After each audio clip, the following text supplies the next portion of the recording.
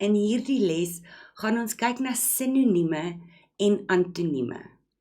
Sinonieme is woorde wat dieselfde betekenis het of min of meer dieselfde betekenis en antonieme die teenoorgestelde betekenis. En ons gaan 'n paar voorbeelde doen soos wat dit vir jou in 'n eksamen gevra sal word. Eerstens, sinonieme is woorde wat min of meer dieselfde betekenis het en dit word bepaal deur die konteks. This is important to remember because you'll always be asked synonyms and antonyms within the context of a specific text. Right, I've given you a few examples here. Aandagtig, oplettend, aankondiging en afkondiging, informasie en inligting, onbeperk en oneindig. These are also nice words for you to know. So a little bit of homework. Please go and look up these words and what their English meanings are. Right, so let's have a look at an example of how this will be asked. You'll be given a text and this will probably be asked in the context of a leesbegrip, the comprehension test part of your paper 1 exam. Reg.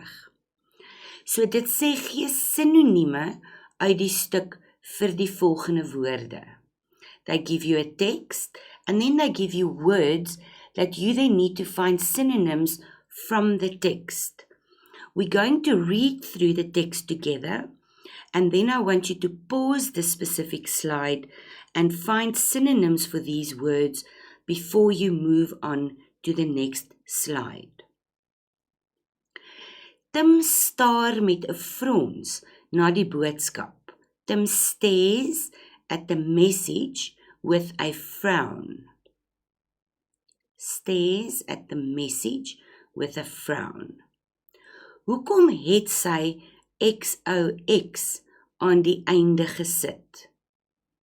Die ergste is seker die inhoud van die boodskap self. The worst is probably the content of the message itself. Dis maar effens katterig. It is a little bit catty. 'n Klomp meisies by die skool is deesdae so. Quite a few girls at school are like that these days. Hulle gun mekaar niks nie. They don't want each other to have anything. As hulle 'n kans kry, beskinder hulle mekaar dik. When they get a chance, they gossip about each other. Mekaar is each other. Hy het al gehoor hoe praat hulle oor die of daardie een se hare of klere. He heard how they are talking about this or that one's hairstyle or clothing. Of die kar wat hulle ouers ry of waar hulle bly. Or the car that their parents drive or where they live. Dit breinspoel jou as jy dit genoeg hoor en later dink jy sulke dinge is belangrik.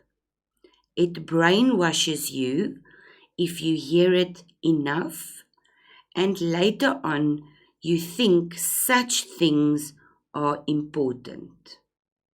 So now I want you to pause the slide and from the text find a synonym for each one of these words.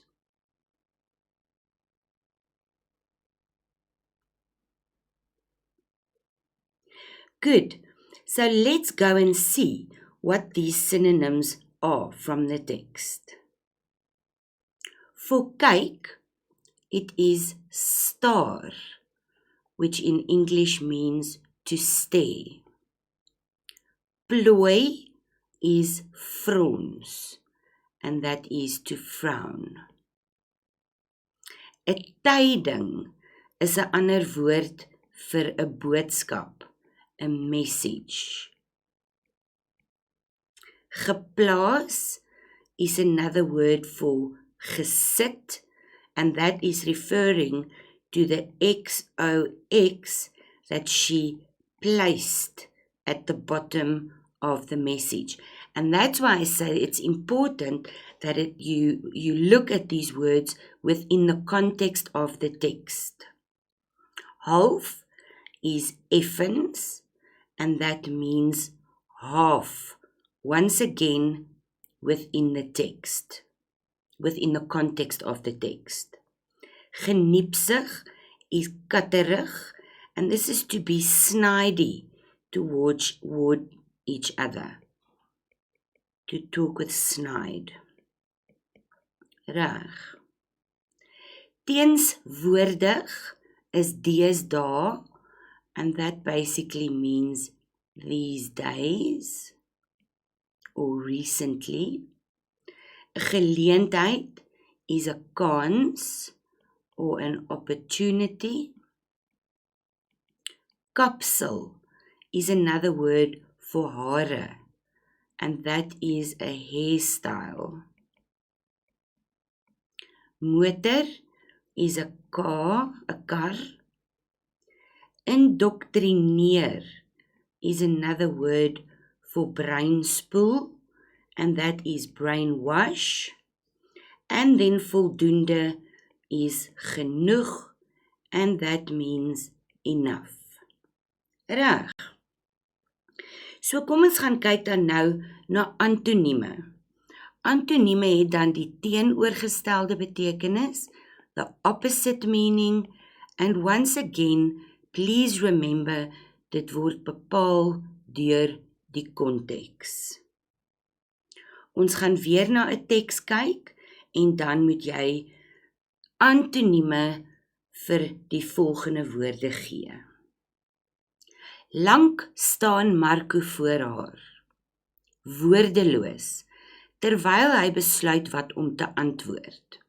Woordeloos is speechless, so Marco stands in front of her, speechless, until he decides what to answer. Uiteindelik vat hy die spanbroek. Finally, he takes the team shorts. Glimlag, he smiles. Antwoord haar simpel, sê hy vir homself. Answer her silly, he tells himself. Net nou verander sy van plan, omdat jy soos Romeo se verlore kleinboet lyk. Just now, she changes her plans, because you are standing there like Romeo's lost little brother. Maar wat sê jy? But what do you say? Niks, besluit Marco dan. Jy sê niks nie. Nothing, Marco decides. You say nothing. Jy soen haar net. You just kiss her. En dis wat hy doen. And that's what he does. Stadig leun hy nader. Slowly, he leans closer. Sy duim streel oor haar wang, terwyl hy diep in haar oë kyk. His thumb caresses her cheek, while he looks deep into her eyes. Haar mond gaan effens oop. Her mouth opens a little bit. Die ronding van haar lippe is soos 'n uitnodiging. The roundness of her lips is like an invitation. Right. So now you are going to pause this slide, and from the text, please find an antonym for each one of these words.